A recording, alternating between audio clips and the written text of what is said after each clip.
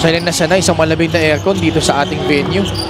JP Bilencion nakatrace na naman para sa Imos to open up the fourth quarter. Now has 12 markers. I just love it when we have, you know, those shots of our fans watching the game, especially if it's family. Ay, oo naman. Gandang tingnan eh, no? Kalo. Alam mo, kanina pa niya gustong pumasa sa ilalim eh. Kanina pa niya gustong dagdagan yung numero ng assist niya, si Eman Kalo, dahil minsan lang yan. And then, tsaka, we've been talking about, see this play right here. Clearly, back to the ball. Madaling pasa yun para kay Eman Kalo papunta kay Adi Santos. We've always talked about catch and shoot, right? In all the games that we've covered. Pero ito si Eman Kalo, catch and assist eh. Ibang klase, no? Hindi nagtatagal yung bola sa kanya. He moves it immediately. Getting a side go, he has been spectacular here. Without a doubt. But ball stolen away from Sherwin Concepcion. Kalo gives up that foul. At napatingin siya sa ating game official. Parang hindi siya mapaniwala. Napangiti na lang as always itong si Eman. Si Eman Kalo, hindi lang assist man yan, showman pa yan. Ayo. If you could only see him, you know, talk to us and have fun with us in pre-game before tayo mag-ere. Nakatawa ka na lang dito kay Eman Kalo eh. Alam mo, minsan dapat ma-feature natin sa pre-game to si Eman Kalo eh. Oo nga. Habang ginagawa natin yung on-cam pre-game duties natin eh. But if there's one thing that you cannot take away. Kita mo yun, no? Behind the back, step back. But if there's one thing that you cannot take away and you would not want to go away from Eman Kalo, it's that joy of playing the game. He is 4 rebounds away from another triple-double, but sabi ni Omar Larupay, ako rin, napakaganda ng aking performance today. 19 points for Omar Larupay. Sama mo pa dyan, 12 rebounds. Errol Soriano puts it inside. 75-60. Dagangon. The pass to Adi Santos, who will roll it in for 2 more points. And the interior passing just keeps on going. Para dito sa Basilan Star Horse. Bangiles na ipasok yung tira. And by the look of things, if this trend continues and Imos does not make that forceful comeback to try and, you know, put in a little bit more closer gap between these two, as we see another assist right here on its way, they would get to 14 wins, and so that would be enough for them to momentarily get number 6. And so Mindoro and Bataan would now slide to 7 and 8 respectively. Assist pa din yun. Eman Kalo with 13 assists. Easily a career high here. Bilencion drills in a free on the other side. Someone has got to make a reel out of this. Sa lahat ng inassist ni Eman Kalo. I think he knows. He knows that na double digit na sa in terms of assist. Talagang hinahanap niya eh. Ito na naman. Oh, wow! Pero credit his teammates. Adi Santos flashing inside, getting in position to catch those passes and score. That's assist number 14.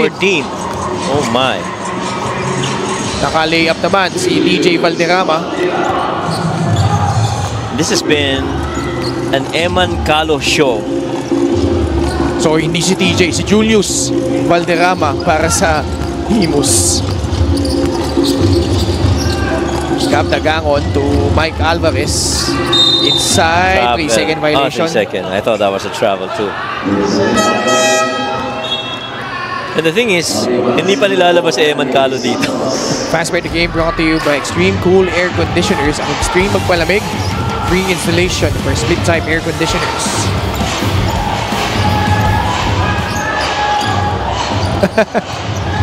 Natatawa ako sa bench ng Basilan eh. Bakit?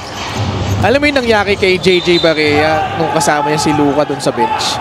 Yes, yung may pumasok. Oo. Yun yung dapat gagawin sana ni Alex, no? Tatanggalin na sana niya yung kanyang warm-up shirt.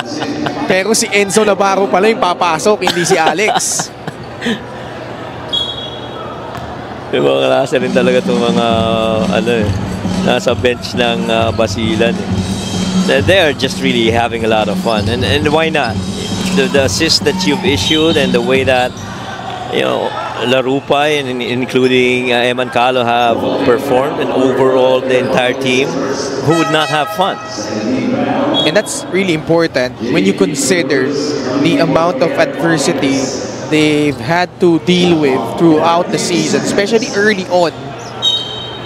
Nagulat siguro karamihan, no? Because at the start of the season, they were pegged as one of the contenders. Yes. Because of the lineup that they have, as Omar Larupay will score once more, 23 points and 13 rebounds for Larupay. Yeah, and lalo na yung we talked about this, yung first 5 games nitong Basilan.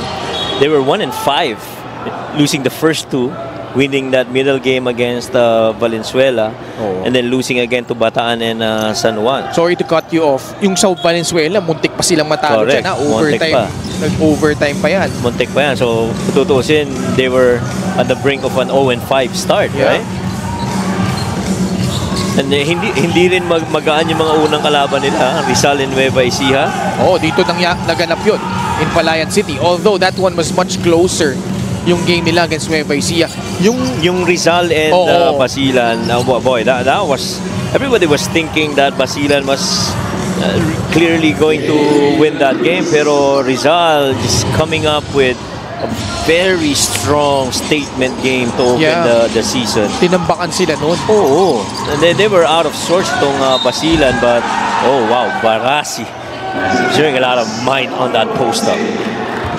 The Lalip Cagayan born Mario Barasi powering through inside, 2 points plus the foul. That's understanding how to position yourself underneath. Sometimes it's not just height and might. Sometimes really it's just IQ and understanding how you play around the defense to make that shot. But make no mistake about it, the game is still a 10-feet goal game, and so height is always going to be an advantage. Barasi converts the free throw, completing the 3-point play. Imus will use their final timeout. They're behind big, 19 points, 88-69.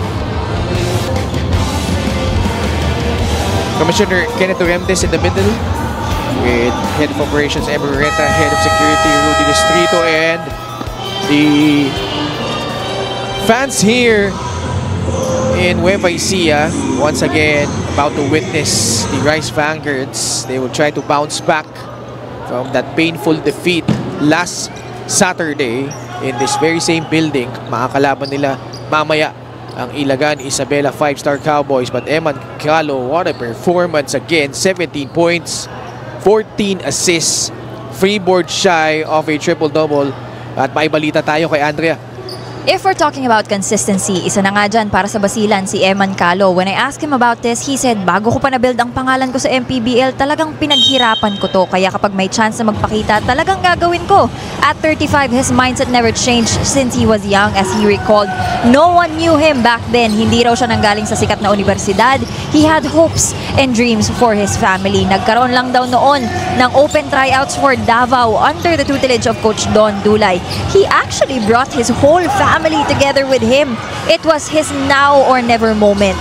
The coaches saw not just his dreams but his grit and courage, at hanggang ngayon, tapang at lakas ng loob pa rin daw ang dala niya.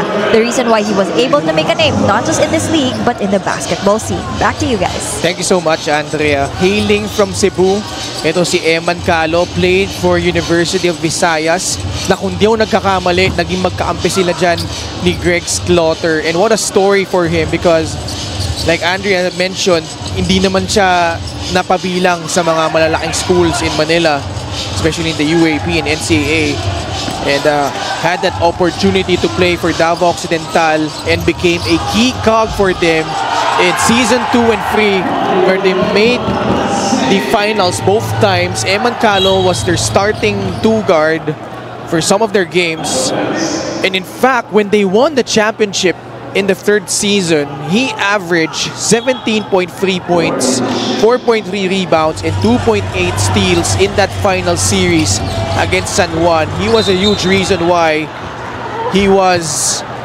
Davao was the champion during that particular season. What a journey para dito kay Eman Calo. And I have always admired Eman Calo's joyfulness. And amidst yung mga nagiging achievements niya in his playing career, he just continues to be humble. In one of his posts in social media, I do recall na meron pala mga taong, he was saying this message, not verbatim, but it's kind of like saying na meron pala mga tao na nakakilala rin sa akin sa ibang lugar. So yung mga bata na lumalapit sa kanya, na nagpapa-picture, nagpapa-autograph, he's even to this point, he remains very humble and yet overwhelmed by the attention that he's getting, especially from the kids. Parang sinasabi niya doon sa post niya na dati bata rin ako katulad nitong mga to na ngayon ako na yung binibigyan ng ganitong pagkakataon. Kaya very thankful itong si Eman Calo.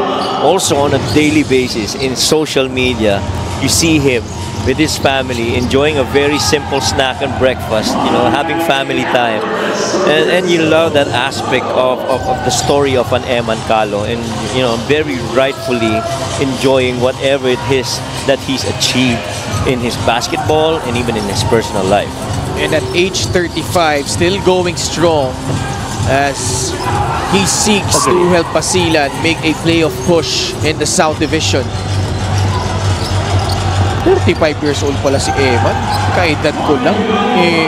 Parang batang-bata pa, Coach Mike Oo nga At saka pag nagbibiro parang sanggol no? Talagang ganun kalinis yung very youthful looking si Eman Calo. Lalo na yung kanilang assistant coach dyan na in-interview ni Andrea kanina, si Coach Melo Navarro. Ay, oo naman. Ibang klase yan. 3-point shot of the game brought to you by Extreme, your one-stop shop appliances. A little slot-to-slot action right there and finding the open man and taking the shot. Shout out daw sa si Truffle, the Frenchie, yung French Bulldog nila Coach Melo Navarro and Ma'am Tin. Oh, diba? Good evening, Ma'am Tin. Si Ma'am Tin, kung di nasa venue, nanonood lagi yan. Yes.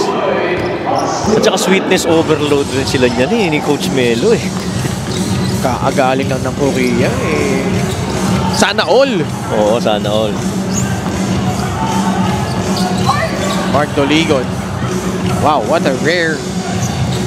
Well, di naman off-night, no? Pero yung number of attempts, only 10 attempts, 5 out of 10. Jimboy Pasturan with 5 straight points. No, but really, if you're talking about Mark Doligon, medyo na-slow down siya after what happened towards the end of the, I think he's playing through pain right now. Yeah. And hopefully, kasi normally, ito, adrenaline to kaya nakakapaglaro ka pa Hopefully, that does not, soar that bad in the incoming days. Because they're definitely gonna be needing itong si Mark Doligon in the next games that they will play. Si Barasi sa si De La Cruz kanina pa. Oo, kanina pa yan. JV De La Cruz with 13 points. Mabigat rin naman kasing kabantayan si Barasi. Mahirap bantayan, tapos mahirap rin pag siya yung bumabantay. Guitar still scoreless. Does have 7 rebounds and 5 assists though. Doligon hit, will lay it in. 101-76. And it's good to see him back to his usual moves. Pull up, Michael Alvarez, short. Taas Omar Lahupay, rebound na naman. Pupuhol, Mintes, taas ng elevation. Ang elevation ng tira. Parang kuya lang yan. O ito, si Enzo Navarro, parang kuya din niya. Si Coach Melo. Oo nga. Mga asintado galing sa labas at sa pag-ibig din. LGR is the official outfitter of the MPBL. Parang yung partner ko, si Coach Mike, asintado rin. Ba't ako? Shout out kay Ma'am Doors. Shout out sa aking butihing wife who is right now in the car watching the game via YouTube with Riley. Sa loob, Doligon. Sige. Baka sabihin mo, kinukuking kita Batiin ko na rin misis ko. Miss Nudge Miravalles. Kahit di ka nanonood. Madam Nudge. Ito ay patunay na kahit hindi ka nanonood, binati ka ni Oo. Ano yan? Usti din yan. Yeah. Oo. Special deal from 1xBet. Scan the QR code and claim your special offer. Alam mo, balita ko, pag taga-usti, ano eh, No. hindi ko na itutuloy, baka magalit yung courtside reporter natin eh. Taga-usti din yun eh. Alam mo taga-stay dito. Mas na yung misis ko taga-usti, tatapusin ko na lang doon. Ha? Si Coach Christian, taga-USD din. USD. Love ko USD. Alam mo bakit? Bakit? Para sa akin, sila yung may pinakamatinding crowd. Oo, no. Di ba? Yung Go Usti, kahit kalaban ka, ano ka eh. Maaantig yung puso mo eh. Di ba? But this guy, my goodness, 23 points, 16 rebounds. Another 2010 outing for Omar Larupay. And what impresses you about Omar Larupay? Ano siya eh, pretty much undersized eh, no? Sipag lang talagang rumebound. Yung scoring given na yan eh. He's gonna get those shots so long as he keeps on moving. But the rebounds that he has to work for,